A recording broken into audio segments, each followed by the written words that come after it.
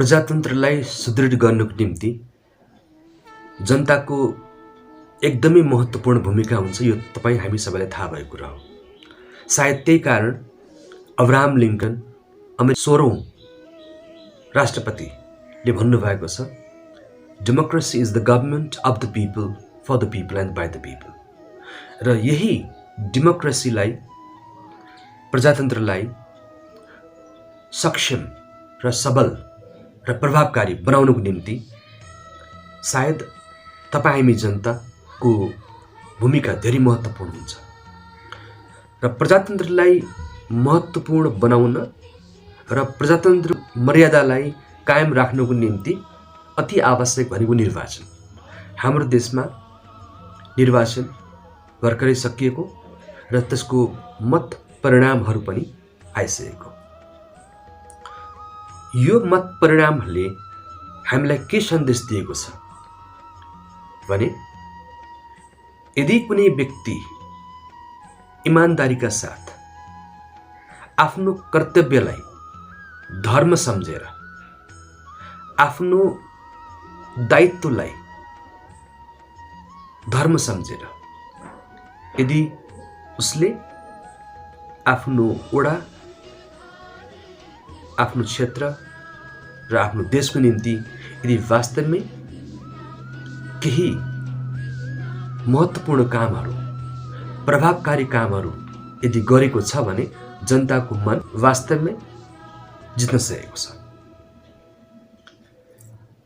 यस वर्षको निर्वाचनको जुन परिणाम छ, यसले विभिन्न दलहरूका प्रमुखहरूलाई, कथित नेताहरूलाई सोच्न बाध्य बनाइदिएको छ कि केवल दल भनेर दलदल बनाएर अब अलि राजनीतिलाई चलाउन सकिन्छ भन्ने कुरामा चाहिँ सोच विचार राख्नुपर्ने हुन्छ। यद्यपि प्रजातन्त्रमा दलको अथवा पार्टीको महत्त्वपूर्ण भूमिका हुन्छ। पार्टी बिना प्रजातन्त्र सुदृढ हुँदैन। तर हामीले बुझ्नुपर्ने कुरा के छ भने, दलहरूका नेता जो जहिले पनि प्रमुख हुनुपर्ने, जहिले पनि पार्टीमा र सरकारमा प्रमुखै भएर काम गर्नुपर्ने, कुनै पनि पार्टीका मानिसहरू निर्वाचन विजयमा प्राप्त गरिसकेपछि सरकार चलाउनु र सरकार आफ्नो निम्ति चलाउने होइन, आफ्नो घर परिवारको निम्ति होइन, आफ्ना आसेपासे र कार्यकर्ताको निम्ति होइन, जनतालाई ध्यानमा राखेर जनताको मन, जनताको विचार, जनताको चाहना, समयको माग, विकास र विकासका पूर्वाधारमा परिवर्तन ल्याउनु पर्ने हो। तर त्यस्तो कामहरू भएन। यसकारण यो भिडियो मार्फत म के भन्न चाहे भने, यद्यपि अहिले भएको चुनावका उम्मेदवारहरूले त्यो सम्पूर्ण काम गर्न नसक्न पनि सक्छन्, ठिक त्यसमा केही छैन। तर सक्नुपर्ने काम, सक्ने काम चाहिँ गरौँ। सस्तो लोकप्रियताको निम्ति जे पनि भनिहाल्ने, उद्घोष गरिहाल्ने र पछि गर्न नसक्दा समस्या पर्न सक्छ। तपाईको जुन विचार र व्यवहारले हाइट बढेको छ, कर्ममा त्यो समानता भएन भने जसरी हाइट बढेको छ त्यसरी हाइट घट्न पनि सक्छ। त्यसकारण तपाईँ जति सक्नुहुन्छ आफ्नो पदमा रहेर, आफ्नो ठाउँको निम्ति, आफ्नो भूगोललाई हेरेर, आफ्नो त्यहाँका जनताहरूलाई हेरेर, त्यहाँ ओडाका सम्पूर्ण मानिसलाई हेरेर, कसैलाई काखा र कसैलाई पाखा नगरेर केवल जनतालाई हेर्ने हो। तपाईँ स्वतन्त्र हो या दलको नेता हो, तपाईँ जे भए पनि तपाईँ नेपाल आमाको सन्तान हो। त्यसकारणले प्रत्येक उम्मेदवारहरू, विजयी उम्मेदवारहरूले आफ्नो ठाउँ, आफ्नो गाउँलाई वास्तवमै आफै बनाऊ, आफ्नो शहरलाई आफै बनाऊ भन्ने किसिमले तपाईँ जागरुक भएर लाग्नुपर्छ। त्यसै गरी शहरी क्षेत्रका उम्मेदवारहरूले पनि सोही अनुरूप आफ्नो ठाउँलाई राम्रो बनाउने काम गर्नुपर्दछ। हेर्नुहोस्, संसारका कतिपय देशहरू जहाँ विकास यति भएको छ कि सायद अर्को विकास चाहिँदैन जस्तो लाग्छ, विकासको शिखरमा पुगेका छन्। अनि हाम्रो देश कहाँ छ? हाम्रो देशमा विकास कहाँ छ? सहरमा छ, राजधानीमा छ कि गाउँमा छ? हेऱ्यो भने कहीँ पनि छैन। जनताहरू प्रत्येक निर्वाचन पश्चात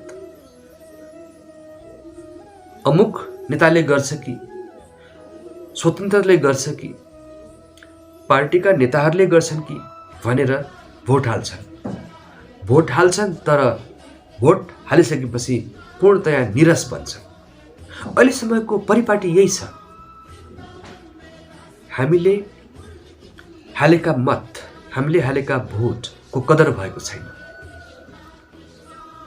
भोट माग्न आउँदा घर घर जाने, वृद्ध वृद्धाको पाउ छुने, आशीर्वाद लिने, तर त्यही जनताको भोटले विजय प्राप्त गरेपछि फर्केर नजाने। यो कस्तो किसिमको दुर्गन्धित परिपाटी हो? तपाईँ पदमा पुगिसकेपछि तपाईँमा जिम्मेवारी थपिन्छ, तपाईँलाई जिम्मेवारीको बोध हुनुपर्छ। आफूले गरेका वचनहरू, आफूले गरेका ती बाचाहरूलाई तपाईले पुरा गर्नुपर्ने हुन्छ। र मित्रहरू, जुन ठाउँमा जुन व्यक्तिले वर्षौंसम्म जनताको निम्ति काम गर्दै आएको थियो, त्यो गरेको काम जहिले पनि देखिन्छ। जब काम देखिन्छ त्यसलाई जनताले मूल्याङ्कन गर्छन्। जब जनताले कामलाई मूल्याङ्कन गर्छन्, उनीहरूले त्यसमा सही छाप गरेर त्यसलाई औपचारिक र मूल्यवान बनाइन्छन् र त्यस्तो व्यक्ति बारम्बार जित्न सक्छ। र यो निर्वाचनले अर्को के कुरा पनि प्रमाणित गरिदिएको छ भने केवल पैसाले मासु खुवाएर, पैसा बाटेर मात्रै राजनीति गर्न सकिने भन्ने पनि चेतावनी दिएको छ। त्यसकारणले यही भिडियो बापत म के भन्न चाहन्छु भने कृपया छोडिदिनुहोस् यो फोहोरको राजनीति। आउनुहोस्, तपाईँ राजनीति तपाईँको परिवारको निम्ति गर्ने होइन, तपाईँका छिमेकीको निम्ति गर्ने होइन, तपाईँका केही भरोटे कार्यकर्ताको निम्ति गर्ने होइन। तपाईँले राजनीति आफ्नो ठाउँलाई, आफ्नो देशलाई विकास गर्छु भन्ने त्यो सोच, त्यो फराकिलो सोच राखेर अगाडि आउनुपर्ने हुन्छ। यदि तपाईँ या कुनै पनि व्यक्ति यसरी सोच बनाएर अगाडि आएको छ भने उसले अवश्य पनि नेपालीहरूको मन जित्छ र विजय प्राप्त गर्छ। र अर्को कुरा, विजय प्राप्त गरिसकेपछि तपाईँ परिवर्तन हुनु हुँदैन। यदि तपाईँ परिवर्तन हुनुभयो, तपाईँका ती विचारहरूमा स्खलन आयो भने फेरि यो केही वर्षपछिको समयले फेरि तपाईँलाई कहाँ उडाइदिन्छ। जुन व्यक्तिलाई हराएर तपाईँ अहिले यहाँ पुग्नु भएको छ, त्यही व्यक्तिको, त्यही हारेका व्यक्तिहरूको ठाउँमा तपाईँ पुग्नुहुन्छ। त्यसकारणले हाम्रो देशलाई बनाउनुको निम्ति त्यस्तो राजनेता सायदै जन्मिएन। कथित नेताहरू जन्मिए, दल बनाए, किनभने दलको प्रमुख बन्दा फाइदै फाइदा हुन्छ, सरकारमा बस्न पाइन्छ। सायद त्यही भएर होला देशले राजनेता जन्माउन सकेको छैन। र जति पनि व्यक्तित्वहरू यो भिडियो हेर्दै हुनुहुन्छ, सायद कुनै ठाउँमा हाम्रो नेपालको कहीँ न कहीँ त्यस्तो व्यक्ति जन्मिन्छ। सायद जन्मिसकेको हुनसक्छ, सायद अध्ययन गर्दै होला स्कुल कलेजमा, विश्वविद्यालयमा, र त्यो व्यक्ति अवश्य एक दिन आउँछ आशा गरौँ। र यसरी फोहोरको दुर्गन्धित राजनीति गर्नेलाई पाखा लगाएर ती व्यक्तित्वहरू जो अहिले कोही कहाँ छन्, नेपाल आमाका सपूतहरू थाहा छैन कहाँ छन्, अज्ञात भएर बसेका छन्, र तिनीहरू एक दिन आउनेछन् र नेपाल आमाको मुहार परिवर्तन गर्नेछन्। खासै ठुलो काम गर्नुपर्ने छैन। शिक्षा, स्वास्थ्य, यातायात, सडक, खानेपानी, फोहोर मैलाको व्यवस्थापन, वृद्ध बेरोजगारलाई रोजगार, यी केही जुन विकासका पूर्वाधारहरू छन्, यसलाई सोचेर युवाहरूलाई परिचालन गरेर देशलाई बनाउँछु भन्ने सोचमा लाग्ने भने किन हुँदैन? अनि देशले निर्यात गर्ने कुरामा बढी गरोस्, आयात गर्ने कुरा कम होस्। अनि नेपाल एउटा स्वर्गको टुक्रा हो। यो स्वर्गको टुक्राहरूलाई वर्षौंदेखि राणादेखि राजादेखि अहिलेका यी नयाँ राजाहरूले समेत देशलाई र देशमा रहेको जुन विशेषता छ त्यो विशेषताको प्रयोग गर्न सकेन। फलस्वरूप देश जुन स्वर्गको टुक्रा थियो अहिले टुक्रा टुक्रा खण्डित भयो, कुरूप भयो। यो किनभने हामीले देशको बारेमा कहिले सोच्दैनौँ। जब मन मस्तिष्कमा देश रहन्छ, जनता रहन्छ, देशको निम्ति आफै मानिस काम गर्न सुरु हुन्छ। केवल भाषणहरूले र त्यो भाषणमा स्पेसल्ली नेताहरूले जनताको निम्ति भन्ने गर्थे, जनता त देखाइदिए नि त, जनता उनीहरूको पक्षमा कति रहेछन् भनेर। त्यस कारणले जनता त्यही मान्छेको पक्षमा हुन्छ जसले काम गर्दछ। केवल भाषण गरेर जनताको मन विजय प्राप्त गर्न सकिन्न, मन जित्न सकिँदैन।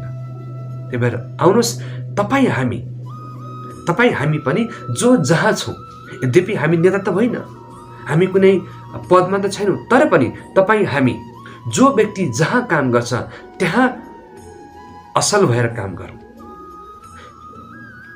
कोही व्यक्ति शिक्षामा होला, कोही व्यक्ति स्वास्थ्यमा लागेको होला, कोही विद्यार्थी हुन सक्छ। तपाईँ हामीले चाहे त्यो किसान नै किन्नुहोस्, चाहे त्यो ड्राइभर किन्नुहोस्, व्यापार नै किन्नुहोस्, यदि तपाईँ हामी सम्पूर्ण नेपाली आफ्नो ठाउँमा असल भएर हामीले आफ्नो क्षेत्रमा भ्रष्टाचार नगरिकन आफ्नो कर्तव्यलाई धर्म सम्झेर काम गर्यो भने हाम्रो तर्फबाट पनि विकास हुन्छ र नीतिमा बसेर राज्यमा राज गर्नेहरू जो छन् तिनीहरूबाट हुन्छ। त्यसकारणले जनता र राज्य निर्माताहरू यदि एकजुट भएर सबै नेपाल आमालाई मन मस्तिष्कमा राखेर देशको विकास गर्छु भनेर लाग्यो भने देशको विकास किन हुँदैन? हस्, म एकपटक फेरि त्यस्तो राजनेता नेपालमा जन्मियोस् भन्ने कामना र प्रार्थना गर्दै यस भिडियोबाट बिदा हुन्छु। धन्यवाद, नमस्कार। Thank you very much for your support.